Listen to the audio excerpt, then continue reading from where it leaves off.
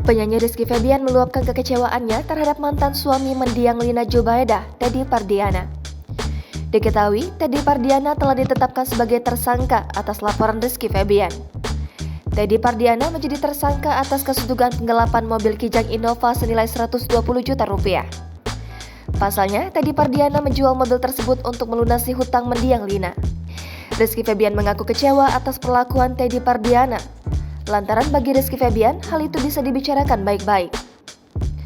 Hal itu disampaikan Rizky Febian pada tayangan kanal YouTube Cumi Cumi pada Senin, 29 Agustus 2022. Nama sang adik Rizky Febian, Putri Dalina juga ikut terseret. Menurut Rizky Febian, pihak Teddy Pardiana telah mengeluarkan pernyataan yang tidak sesuai mengenai Putri Dalina. Melihat sang anak terkena musibah, sebagai seorang ayah, Sule pun ikut membela Putri Dalina. Namun bagi pihak Teddy Pardiana, Sule tak perlu ikut campur. Putra sulung Sule ini juga mengaku kecewa karena dianggap tidak perhatian dengan adik tirinya, Bintang. Rizky Febian mengatakan bahwa selama bulan puasa silam, Bintang tengah diasuh oleh sanak saudara yang dulu dekat dengan mendiang Lina. Selama Bintang dirawat oleh sang saudara, Rizky Febian pun juga memberikan nafkah.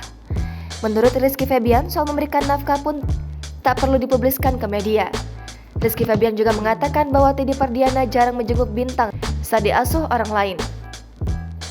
Tak hanya Rizky Febian, Putri Dalina ikut merawat sang adik.